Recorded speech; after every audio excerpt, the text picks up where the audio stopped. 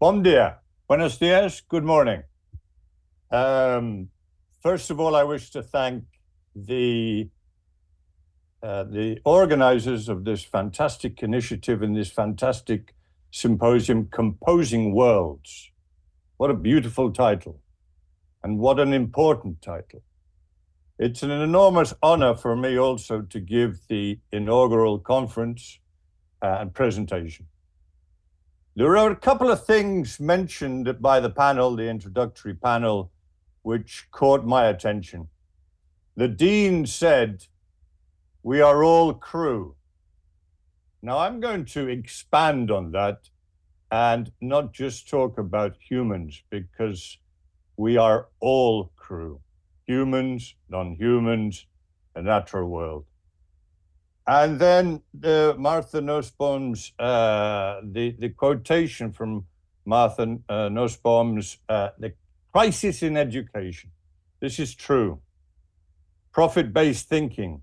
This is true. So let us hope that in the following 2 days, we might be able to begin to change this. So my talk today is on an ecological health humanities, hope for the future.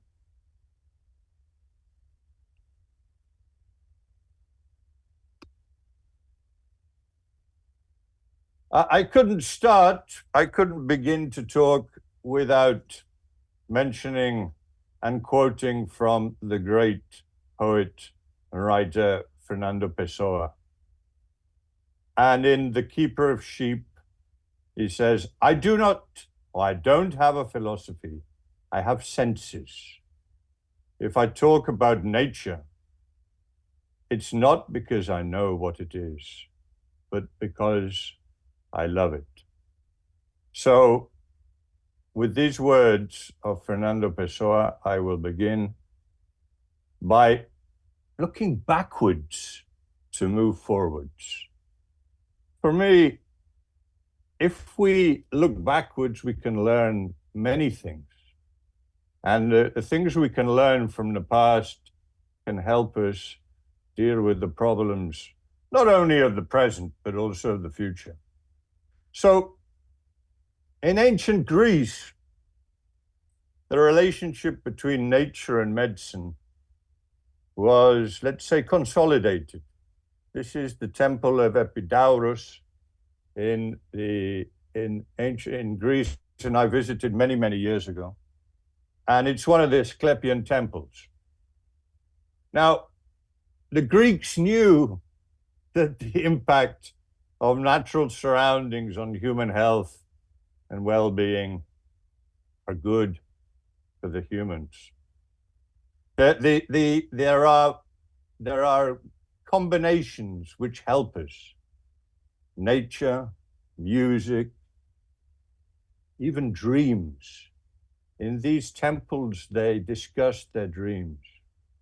All of this was known in the times of ancient Greece. So why have we forgotten this? And why are we now centered on, in the words of Martha Nussbaum, a profit-based thinking, which is, to my point and my opinion, very negative return, let's say. My index. Well, today I'm going to speak about what are the medical or the health humanities, and ecologically dimensioned health humanities, indigenous health humanities, Japanese connection to nature, and of course, I always like to use or to give a few take-home messages. What are the medical or health humanities? It's not an easy question to answer because there are many definitions, but these are two, let's say, I think, interesting, important, and relevant definitions of medical humanities. Cole, Carlin, and Carson wrote Medical Humanities, an Introduction. They are all professors in the University of Texas. And they say medical humanities is an inter and multidisciplinary field that explores context, experiences, and critical and conceptual issues in medicine and healthcare while supporting professional identity. The last part I think is very important, supporting professional identity. And Klugman in 2017, he stresses also something which I think we should take into account. The healthcare providers, the patients, and the family caregivers, all of these should be taken into account. All of these stakeholders, let's say, which I don't like the term very much, but healthcare providers, patients, and family caregivers. Now, medical humanities there is maybe, I'm not saying confusion between medical health, critical medical humanities. For me, they are all touching on the same areas from different points of view. But health humanities is interdisciplinary research to examine the intricate relationship between the human condition and health.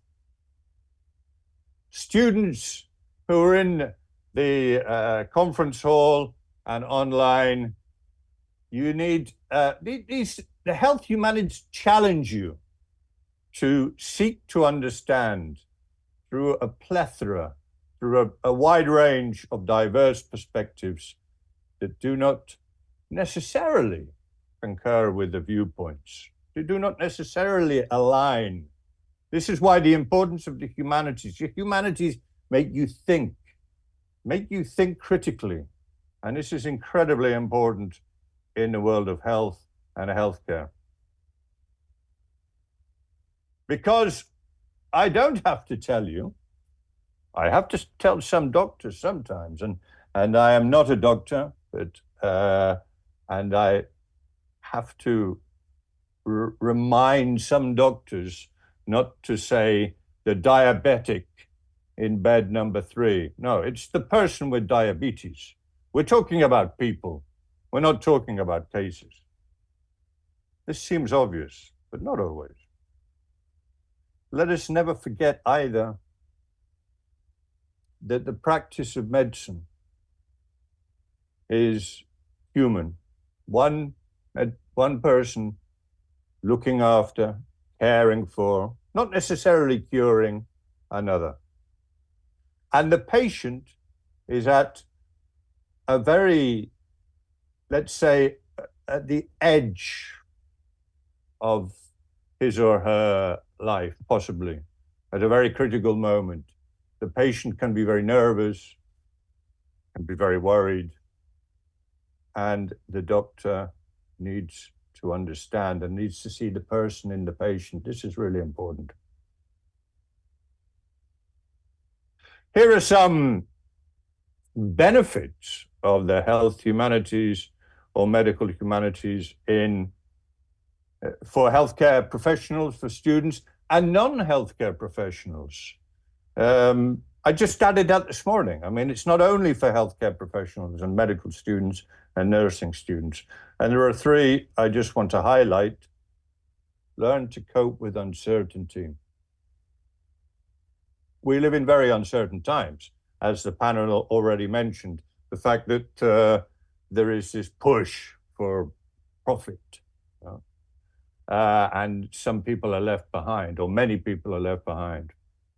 The second, empathy and compassion. Now, empathy is the feeling for the other person, and compassion is when you act on the feeling and emotions, and then the well-being of the physician and healthcare professionals and students. Any other benefits? I believe so. Observational skills and creativity and imagination. Now, these are extremely important for students, for medical students, for nursing students, for students in any discipline. Creativity and imagination. If you haven't listened to Ken Robinson, He is on YouTube or TED Talks. Listen to him about the importance of creativity in education. Observational skills. Well, Sir William Osler, some people call him the father of modern medicine, a very extremely important figure in the history of medicine or modern medicine. The whole art of medicine is in observation.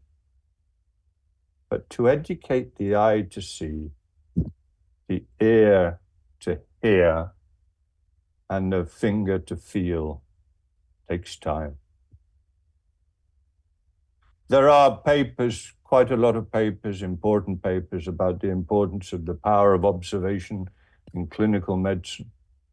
And also there is a big push now to use visual thinking strategies with medical students.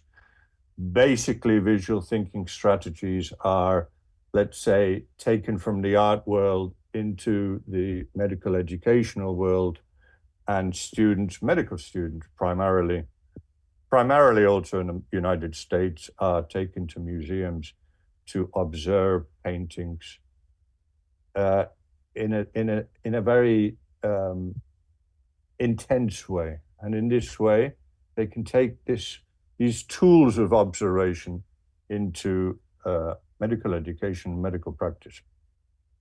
Creativity and imagination. Now, Eugenia Naralu is a psychiatric nurse in a hospital, University Hospital Son Espases in Mallorca, where I live.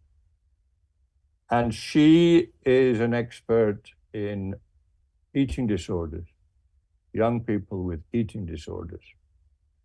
Now, she uses finger painting with these young people who are unable to express the great anger they feel inside them. Their emotions, they are incapable of expressing their emotions. But through painting, they can. And then after painting, they hug. And then little by little, they can explain some of their deep inner fears. She's doing beautiful work, Eugenia Naralu. So now we move on to the next topic, and I hope I'm in time or within the time limits. And I want to talk about an ecologically dimensioned health care or health humanities. For me, the pandemic was, and for everybody, I suppose, the change.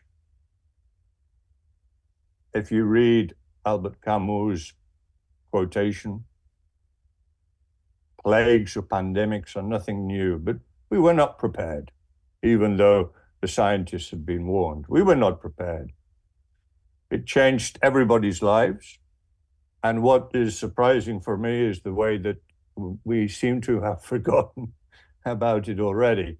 I must say that I thought it might change people's way of thinking and people's way of interacting with others, but maybe I was being too optimistic. However, the change meant that we had to reflect, and it was a turning point, and this comes from T.S. Eliot's The Four Quartets, the turning point for maybe our generation or many generations. But there were some moments which were beneficial, and silence was one of them. Silence is something which I think is very important. Silence, reflection. And don't forget that silent is an anagram for listen. I think I will explain that a little bit later. When COVID happened, I was completely sure that there were going to be three pandemics: the virus, an economic one, and a pandemic of mental health. I don't think I was wrong. Maybe I'm understating that. I believe I was correct. Now, all of these three factors are in some ways directly or indirectly connected to nature. So that's why I saw the importance of an ecologically dimensioned health humanities. Because I don't need to explain in more detail. We're destroying the planet. And if we destroy the planet, we destroy not only the natural world, but the world, well, we live in the natural world and we're destroying it. And obviously our health is going to be affected. The COVID pandemic was one example. I hope that we are better prepared for the next. And these are important words by the Director General of the WHO. We have forgotten or ignored that when we harm our environment, we harm ourselves. 2 books made a big impact on me in the times of the pandemic. One was by Richard Mabey, it's called Nature Cure, and it's a beautiful book about his recovery from depression with the help of the natural world. He is a very important nature writer in the United Kingdom. And this is a book which I believe everybody should read because it's beautiful descriptions of nature, but it's also interlocked with problems of mental health. And Sue Stuart-Smith, who you will be lucky enough to listen to tomorrow, and I wish I was there, wrote a seminal book, The Well-Gardened Mind. She's a psychiatrist, as you know, and she wrote this book about the importance of nature and gardening for physical and mental health, and it's a beautiful book. So I'm going to talk about 2 initiatives because it's all very well to talk, but we need to act.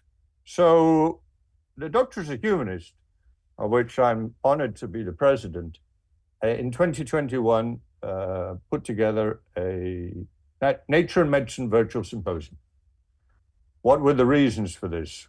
Well, the reasons are that we wanted to bring together a diverse group of people working from different sides to give their experiences. So we had a very diverse, multidisciplinary group of speakers. We had Native American psychiatrists, we had neuroscientists, we had philosophers, we had doctors, we had students, very broad. And the main goal was to raise awareness about the relationship between health and nature. And this article by Jonathan Coop was another trigger. And I read this when the pandemic took place, or at the beginning of the pandemic. Curiously enough, he wrote it before the pandemic, although it was published in 2021. And it's also an article that I would recommend everybody reads. I'm not going to go into it in too much detail, but I'm going to explain some important factors. The last point of his conclusion is, with growing recognition that the fate of global human health and the fate of the biosphere are inextricably entwined, the project of a more ecologically dimensioned medical humanities appears both timely and urgent. I would say it's imperative. And I just wanted to show you the image on the left. Could be a garden, could be flowers, but in actual fact, it's a brain, the neurons in a fragment of the brain cortex. So it's incredible. And this is from a week ago. This is from a combination between Google Research and Harvard University. 3 areas of progress towards ecological thinking in healthcare. Jonathan Coop talks about systems, understandings, ecological public health, and ecological mental health. Systems thinking to an ecologically dimensional healthcare lies in its ability to help understand ways in which systems are embedded within larger systems. Sim, eles vão usar, sim. And ecological public health, I won't go into in more detail because I think I have about 10 more minutes. I have 10 more minutes, I think. Espera aí. And so ecological mental health, well, this is the disconnection from the natural world.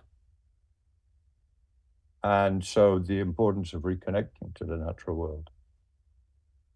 And this has been proven scientifically as well. And I just want to show you a little video. I hope it works. Coming here to Anglesey, beautiful natural reserve Penrose. Makes me feel and understand deeply how important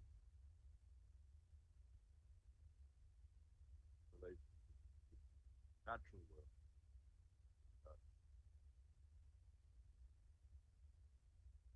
Another initiative which I would very much like to talk about is the EUNAMES, European Narrative Medicine Society, which is presided by Maria Giulia Marini.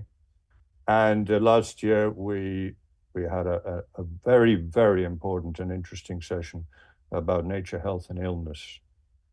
And in this session, we discussed the interplay between the natural world, human well-being, and the challenges posed by illness. So there are many initiatives, or several initiatives, working towards an ecologically dimensioned health humanities. And my idea is to be as it's important to work together. It's important to be as inclusive as possible. Very often we are exclusive in the ivory tower of academia. No, we have to do things. And this is why this symposium to me seems fundamentally important, Composing Worlds. The title says it all. Life is a network. There is no nature or environment separate and apart from humans. No. We are entangled or entwined. This word entanglement for me is very important. And I think it also shows very well the relationships between the natural world, humans, non-humans. And I think it's something which I would like you to take home with you. So take home message, the word entangled, entanglement. John Muir was a very, very important figure in the beginning of the 20th century who wrote about the natural world in California. He was also fundamental in the establishment of the national parks in the United States of America. And he writes beautifully. I'm not going to read, but I would recommend anybody to read his work as well. I talked about entangled life. And this book by Merlin Sheldrake, How Fungi Makes Our Worlds. Nature is an event that never stops. We commonly think of animals and plants as matter, but they are really systems through which matter is continually passing. And something which is really, really striking. There are more bacteria in your gut than stars in our galaxy. And you are a different you 5 years ago to 5 years in the future. We are changing, we are transforming every day. This was something we put together in the Nature and Medicine Symposium. I'm not going to show you, but it's still there, and it's photographs from around the world. Here are some of the photographs with people's impressions. So we brought together a tree of medicine with photographs and images. Now, one of the speakers in the introductory panel talked about philosophers, and I think one of the key philosophers is Spinoza. Everything in nature is a cause from which there flows some effect, and he talked about God or nature, and I think he meant God and nature, or God is in nature. And curiously enough, Albert Einstein said, "I believe in Spinoza's God, who reveals himself in an orderly harmony of what exists, not in a God who concerns himself with the fates and actions of human beings." Indigenous health humanities, I know time is running short, but I think we need to listen to the indigenous peoples around the world, and we can learn so much about our relationship with the earth and the planet we live on. We forget to listen to them at our peril. And with permission by Joseph Ryle, beautiful painted arrow, I am going to show some of his beautiful works of art. On the left, we have clean air, and on the right, healing prayers for pollution, for large bodies of water. On the left, of many wisdoms in the dream time of Mother Earth. And on the right, sun rays, pine trees, generator. Joseph Ryle says, "I believe that now is the time for the elders all over the world to talk to their people and instruct." How often do we listen to our elders? How often do we listen to our grandparents or people who have lived a long, interesting lives and are at the end of their lives? I hope it was more often.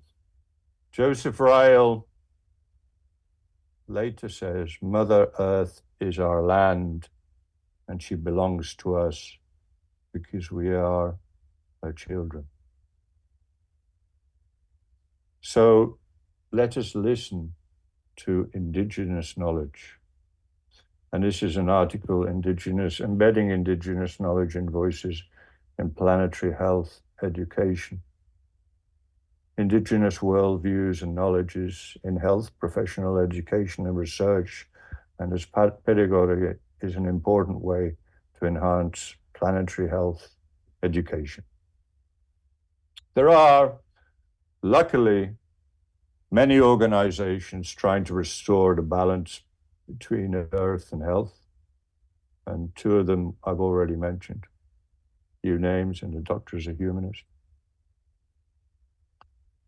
But now I turn to Japan, because I think the Japanese have always understood and understand the importance of nature.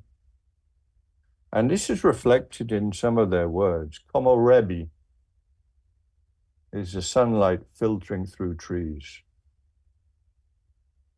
Shinrin Yoku, or forest bathing, was started in the 1980s in Japan, basically by the agricultural ministry to conserve the forests. But now it is a worldwide practice for restoring people's health, both physical and mental. Kintsugi is not about nature, but I would say it's about more. Kintsugi is a philosophy of restoring broken ceramics with gold and making them more beautiful. Hemingway said, "The world breaks everyone, and afterward, many are strong at the broken places." We must never forget that we will be broken one day. We will all be patients one day.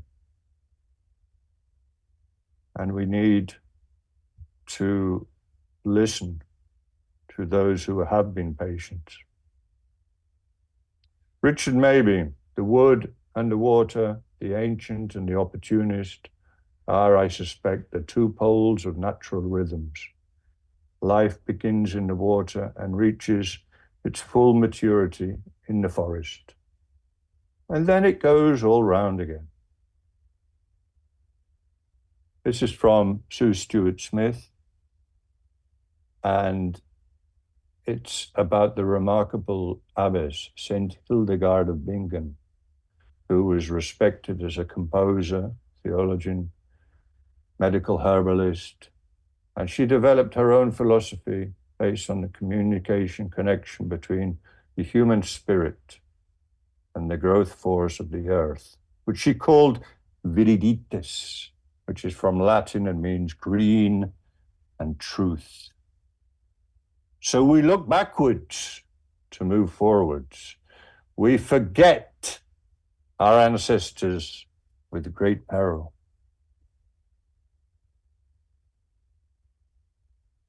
Health and ecology and humanities are intertwined, entangled, or if they're not, they should be. Entanglement. We are all part of nature. We are all part of the natural world, the environment around us. That's why we need to think about one health, a planetary health, and we need to combine humanities and health education. And listen. Well, Sir William Osler, 100 years ago, said, "Listen to your patient. He's telling you the diagnosis." Why don't we change this around a little bit and say, listen to the earth. It's telling you the diagnosis. It's telling you what we need to do. I'm going to finish with two quotations.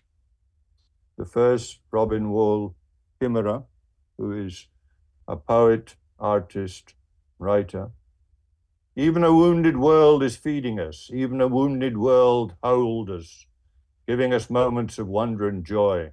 I choose joy over despair, not because I have my head in the sand, but because joy is what the earth gives me daily, and I must return the gift." Hope. We need hope. And Rebecca Solnit, who is a writer who I admire considerably, and I would recommend many of her books, writes, "To hope is to gamble. It's to bet on the future, on your desires, on the possibility that an open heart and uncertainty are better than gloom and safety." Thank you very, very much. And if anybody wants to contact me, well, here are my emails address and my Twitter address. And on the right was the Northern Lights in the north of Liverpool, my city. And this is a sculpture by Anthony Gormley, 2.5 meters tall, and there's 20 of them on the sands in the north of Liverpool. So when the tide comes in, they're covered, but when the tide goes out, you see the figures. Thank you very much. It is, in fact, an honor to have you in this symposium. Thank you very much indeed.